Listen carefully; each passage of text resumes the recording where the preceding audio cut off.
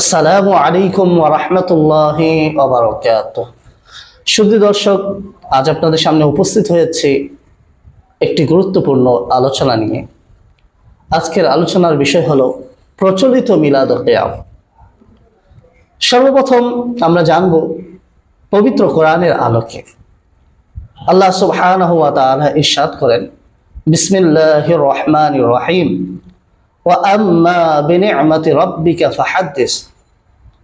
তোমরা আপন প্রতিপালকের নেয়ামত সমূহের চর্চা করো। এই আদেশ স্বয়ং আল্লাহ তাআলা দিয়েছেন। আল্লাহ সুবহানাহু ওয়া তাআলা আমাদেরকে অসংখ্য নেয়ামত দান করেছেন, যেমন নিঃশ্বাসের মতো অমূল্য নেয়ামত, হাত পা চোখ কান, এভাবে জমিন, ছায়া, সূর্যের আলো, অসংখ্য নেয়ামত আল্লাহ দান করেছেন। এই নেয়ামতগুলো চর্চা করা মানে আল্লাহ তাআলার প্রশংসা করা। আমরা প্রত্যেক মুসলমান এক বাক্যে স্বীকার করে থাকি, আল্লাহ তাআলার সকল নেয়ামতের মাঝে সর্বশ্রেষ্ঠ নেয়ামত হলো মুহাম্মদ সাল্লাল্লাহু আলাইহি ওয়াসাল্লাম। আর নবী করিম সাল্লাল্লাহু আলাইহি ওয়াসাল্লাম যে নেয়ামত, এই কথাটি হাদিস শরীফের মধ্যেও বর্ণিত রয়েছে। সহিহ বুখারী বাবু কতলি আবি জাহল, এই অধ্যায়ের মধ্যে একটি হাদিস রয়েছে। হাদিসের অংশ হলো মুহাম্মাদুন সাল্লাল্লাহু আলাইহি ওয়াসাল্লাম নি'মাতুন। মুহাম্মদ সাল্লাল্লাহু আলাইহি ওয়াসাল্লাম হলো নিয়ামত। হাদিস দ্বারা প্রমাণিত হলো আল্লাহর রাসূল নিয়ামত, আর কোরআন আমাদেরকে আদেশ করছে তোমরা আপন প্রতিপালকের নিয়ামতের শুকরিয়া আদায় করো, চর্চা করো। তো রাসূলের আলোচনা করা মানে আপন প্রতিপালকের নিয়ামতের চর্চা করা হচ্ছে। এরপরে যদি আমরা আরেকটি হাদিস শরীফের দিকে লক্ষ্য করি, সুনানে নাসাইর হাদিস রয়েছে, কাইফা ইয়াস্তাহলিফুল হাকিম, খণ্ড 8, পৃষ্ঠা 249, অধ্যায় হলো কিভাবে হাকিম শপথ নিবে। এই অধ্যায়ের মধ্যে একটি হাদিস রয়েছে, সেই হাদিসের ভাবার্থ আপনাদের সামনে উপস্থাপন করছি। একদিন নবী করিম সাল্লাল্লাহু আলাইহি ওয়াসাল্লাম সাহাবায়ে কেরামের মাঝে আগমন করলেন। সাহাবাদেরকে উদ্দেশ্য করে বললেন, তোমরা এখানে কেন সমবেত হয়েছো?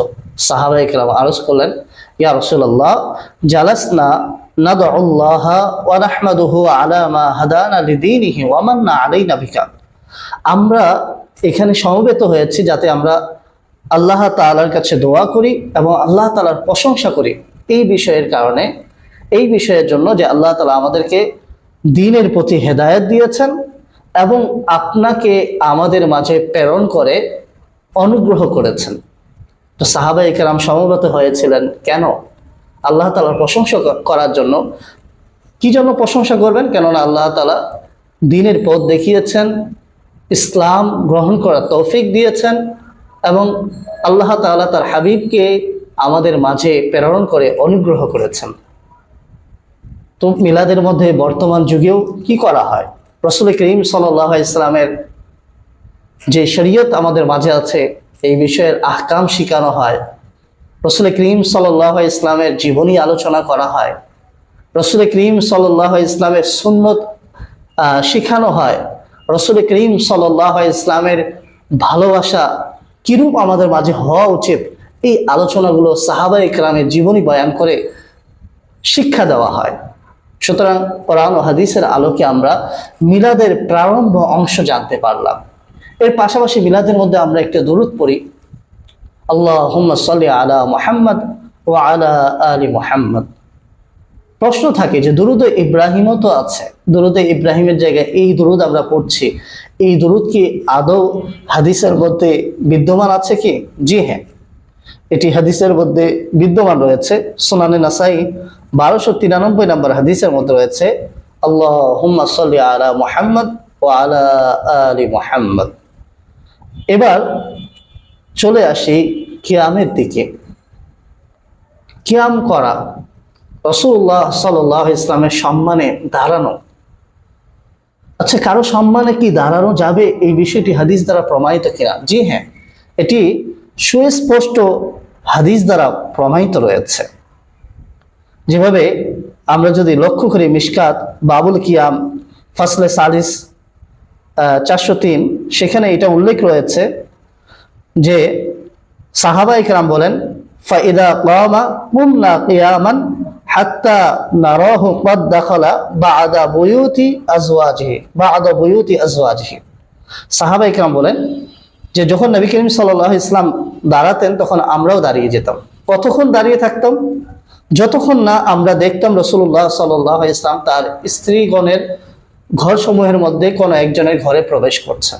অর্থাৎ রাসূল করিম সাল্লাল্লাহু আলাইহি ইসলাম যতক্ষণ পর্যন্ত কোনো স্ত্রী ঘরে প্রবেশ করতেন না ততক্ষণ পর্যন্ত সাহাবায়ে কেরাম দাঁড়িয়ে থাকতেন। এটা আমরা হাদিসের মাধ্যমে জানলাম। এবার আসুন আরেকটি হাদিস আপনাদের সামনে উপস্থাপন করছি যে সম্মানে দাঁড়ানোর বিষয়ে। আমরা যদি লক্ষ্য করি হাদিস শরীফের মধ্যে সুস্পষ্টভাবে এসেছে যে নবী করিম সাল্লাল্লাহু আলাইহি ইসলামের সম্মানে দাঁড়ানো বিষয়টি। আয়েশা রাদিয়াল্লাহু তাআলা আনহা থেকে একটি হাদিস বর্ণিত রয়েছে, সেই হাদিসের অংশ আমি আপনাদের সামনে উপস্থাপন করছি। হাদিসটির মধ্যে কি রয়েছে? হাদিসটির মধ্যে রয়েছে যে আয়েশা রাদিয়াল্লাহু তাআলা আনহা বলে যে নবী করিম সাল্লাল্লাহু আলাইহি ইসলামের সাথে সাদৃশ্য রাখার মতো ফাতেমা রাদিয়াল্লাহু তাআলা আনহা থেকে অধিক কাউকে দেখিনি। অর্থাৎ চলাফেরা, উঠা বসার ক্ষেত্রে, কথা বলার ক্ষেত্রে সর্বাধিক রাসূলুল্লাহর সাথে সাদৃশ্য রাখতেন ফাতেমা রাদিয়াল্লাহু তাআলা আনহা। এই হাদিসের মধ্যে একটি অংশ হলো যখন নবী করিম সাল্লাল্লাহু আলাইহি ইসলাম এর দরবারে ফাতেমা রাদিয়াল্লাহু তাআলা আনহা আসতেন, তখন নবী করিম সাল্লাল্লাহু আলাইহি ইসলাম ফাতেমা রাদিয়াল্লাহু তাআলা আনহার জন্য দাঁড়িয়ে যেতেন এবং তাকে চুমু দিতেন। এভাবে যখন ফাতেমা রাদিয়াল্লাহু তাআলা আনহা নবী করিম সাল্লাল্লাহু আলাইহি এভাবে যখন নবী করিম সাল্লাল্লাহু আলাইহি ইসলাম ফাতেমা রাদিয়াল্লাহু তাআলা আনহা এর ঘরে আসতেন, তখন ফাতেমা রাদিয়াল্লাহু তাআলা আনহা নবী করিম সাল্লাল্লাহু আলাইহি ইসলামের সম্মানার্থে দাঁড়িয়ে যেতেন, নবী করিম সাল্লাল্লাহু আলাইহি ইসলামের হাতে চুমু দিতেন এবং নিজের কাছে বসাতেন। প্রাণপ্রিয় ভাইয়েরা, এখান থেকে আমরা সুস্পষ্টভাবে বুঝতে পারলাম যে কারো স্নেহেও দাঁড়ানো যায়, কারো শ্রদ্ধায়ও দাঁড়ানো যায়। যেমন ফাতেমা রাদিয়াল্লাহু তাআলা আনহা আসতেন যখন, নবী করিম সাল্লাল্লাহু আলাইহি ইসলাম স্নেহ করে দাঁড়িয়ে যেতেন। যখন নবীজি আগমন করতেন তখন ফাতেমা রাদিয়াল্লাহু তাআলা আনহা দাঁড়িয়ে যেতেন। সুতরাং কারো সম্মানে দাঁড়ানো এটা নবী করিম সাল্লাল্লাহু আলাইহি ইসলামের সুন্নাত দ্বারা প্রমাণিত হলো, ফাতেমা রাদিয়াল্লাহু তাআলা আনহা এর সুন্নাত দ্বারা প্রমাণিত হলো এবং সম্মানে দাঁড়ানোর বিষয়ে নবী করিম সাল্লাল্লাহু আলাইহি ইসলামের আদেশও বিদ্যমান রয়েছে। আচ্ছা, যে হাদিসটি আমি এখন আপনাদের সামনে উপস্থাপন করেছি সেই হাদিসটি কোথায় রয়েছে তাও আপনাদের সামনে উপস্থাপন করে দিই। সেটি হলো সুনানে আবু দাউদ খণ্ড 3 আবওয়াবুস সালাম, হাদিস নাম্বার 1776, পৃষ্ঠা নাম্বার 639, প্রকাশনী প্রতিষ্ঠান ফরিদপুর লাহোর। এভাবে যদি আমরা লক্ষ্য করি আরেকটি হাদিস শরীফ একই অধ্যায়ের মধ্যে রয়েছে আবু দাউদ শরীফের, সেখানে বর্ণিত রয়েছে যে বানু কুরাইজা গোত্র যখন হযরতে সাদ বিন মুআজ রাদিয়াল্লাহু তাআলা আনহুর শাসন এরিয়ায় চলে আসলো, তখন নবী করিম সাল্লাল্লাহু আলাইহি ইসলাম হযরতে সাদ বিন মুআজ রাদিয়াল্লাহু তাআলা আনহুকে ডাকলেন। যখন তিনি একটি সাদা গাধার মধ্যে আরোহণ করে আসলেন, তখন নবী করিম সাল্লাল্লাহু আলাইহি ইসলাম বললেন যে তোমরা নিজেদের সর্দার কিংবা উত্তম পুরুষের জন্য দাঁড়িয়ে যাও। এই যে সাদ বিন মুআজ রাদিয়াল্লাহু তাআলা আনহু, তিনি একজন গভর্নর ছিলেন। তিনার অধীনস্থরা যখন আসলো, নবী করিম সাল্লাল্লাহু আলাইহি ইসলাম তাদেরকে শিক্ষা দিলেন যে তোমরা তোমাদের সরদারের জন্য দাঁড়িয়ে যাও। সুতরাং কারো সম্মানে দাঁড়ানো বিষয়টা নবী করিম সাল্লাল্লাহু আলাইহি ইসলামের আদেশ দ্বারাও প্রমাণিত রয়েছে। অনুভাবে এখন প্রশ্ন আসতে পারে যে নবী করিম সাল্লাল্লাহু আলাইহি ইসলাম যখন বিদ্যমান ছিলেন তখন এই সম্মানগুলো করা হতো, যখন আমরা কিয়াম করি তখন তো নবী করিম সাল্লাল্লাহু আলাইহি ইসলাম বাহ্যিকভাবে আমাদের সামনে থাকেন না।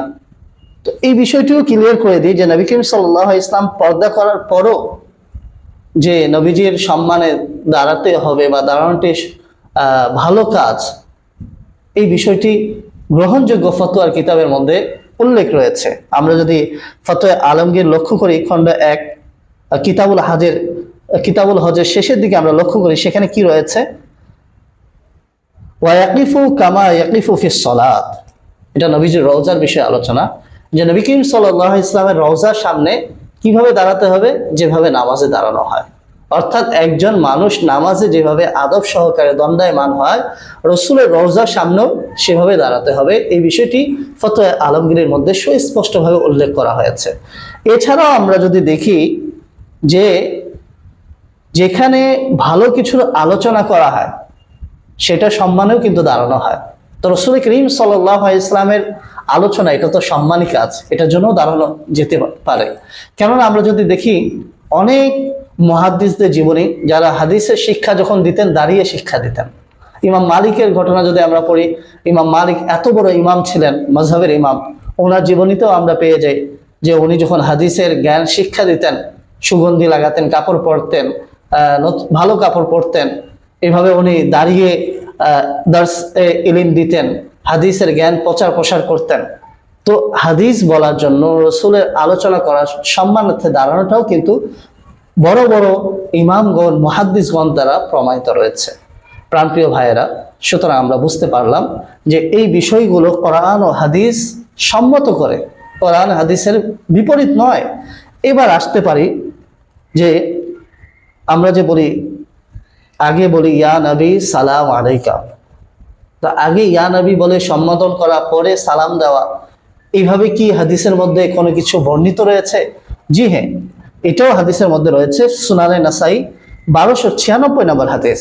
সেখানে কি রয়েছে যে আবু সাঈদ খুদরি রাদিয়াল্লাহু তাআলা আনহু থেকে বর্ণিত, তিনি বলেন, কুলনা ইয়া রাসূলুল্লাহ আসসালামু আলাইকা। আমরা বললাম ইয়া রাসূলুল্লাহ আসসালামু আলাইকা। তো আমরা বলি না ইয়া নবী সালাম আলাইকা, আগে ইয়া নবী বলে সম্বোধন করি, তারপরে সালাম দিই। তো সাহাবায়ে কেরাম দ্বারা এই বিষয়টি প্রমাণিত আছে, আগে সম্বোধন পরে সালাম দেওয়া। তো এতে কোনো ধরনের সমস্যা নেই, এতে কোনো ধরনের বেয়াদবি নেই। আর যদি বলা হয় যে এটা এই পদ্ধতি, যেই পদ্ধতিতে আমরা মিলাদটিকে সাজিয়েছি তা বেদাত, যদি ধরেও নেওয়া হয় বেদাত, তারপরে এটা বিদআতে হাসানা হবে। কেননা আমরা কুল্লু বিদআতিন দলালা যেটা পড়ে থাকি, হাদিস শরীফের মধ্যে পেয়ে থাকি, মিশকাত শরীফেও আছে এই হাদিসটা, মুসলিম শরীফেও আছে। এই হাদিসের ব্যাখ্যার মধ্যে মোল্লা আলী কারি রাহমাতুল্লাহি তাআলা আলাইহি সুস্পষ্ট হয়ে বলে দিয়েছেন যে কুল্লু বিদআতিন দলালা আম মাখসুস, অর্থাৎ এই ব্যাপকতার মধ্যে নির্দিষ্টতা আছে। অর্থাৎ প্রত্যেক বিদআতই কি বিদআতে সাইয়্যা না, যেটা সুন্নাতের পরিপন্থী হবে, কোরআনের পরিপন্থী হবে, সেটা হবে বিদআতে সাইয়্যা। এটা আপনার আমার কথা না, এটা মোল্লা আলী কারি রাহমাতুল্লাহি তাআলা আলাইহি উল্লেখ করেছেন। তিনি মিরকাতের মধ্যেই উল্লেখ করেছেন, একটি কথা উদ্ধৃত করেছেন যে হযরত শেখ ইজ্জুদ্দিন বিন আব্দুস সালাম কিতাবুল কাওয়াইদের শেষে বর্ণনা করেছেন যে বিদআত কখনো ওয়াজিব হয়ে থাকে, যেমন আল্লাহ তাআলা এবং তার রাসূলের বাণী বোঝার জন্য ইলমে নাহু ইত্যাদি শিখা। এভাবে বিদআতের অনেকগুলো প্রকারভেদ রয়েছে। প্রত্যেক বিদআতকে পথভ্রষ্টতা বলা যাবে না। হাদিসের মধ্যে যে রয়েছে কুল্লু বিদআতিন দলালা, এটা দ্বারা উদ্দেশ্য হলো প্রত্যেক বিদআতে সাইয়্যা হলো পথভ্রষ্টতা। এটা আপনার আমার কথা না, এটা হলো মোল্লা আলী কারি রাহমাতুল্লাহি তাআলা আলাইহি উল্লেখ করেছেন। এভাবে যদি আমরা বদরুদ্দিন আইনি রাহমাতুল্লাহি তাআলা আলাইহির সরা দেখি, সেখানেও একই কথা উল্লেখ রয়েছে। তো প্রাণপ্রিয় ভাইয়েরা, বিদআত সম্পর্কে বিস্তারিত জানতে এর পূর্বেই আমি একটি ভিডিও আপলোড করেছি যেখানে বিদআত সম্পর্কে বিস্তারিত আলোচনা আছে। আমরা যা কিছু শুনলাম, আল্লাহ তাআলা আমাদেরকে এর উপর আমল করা, অন্যের নিকট পৌঁছে দেওয়ার তৌফিক দান করুন। আমিন বিজাহিন নবিল আমিন। ওয়া আখিরু দাওয়ানা আলহামদুলিল্লাহি রাব্বিল আলামিন। আসসালামু আলাইকুম ওয়া রাহমাতুল্লাহ।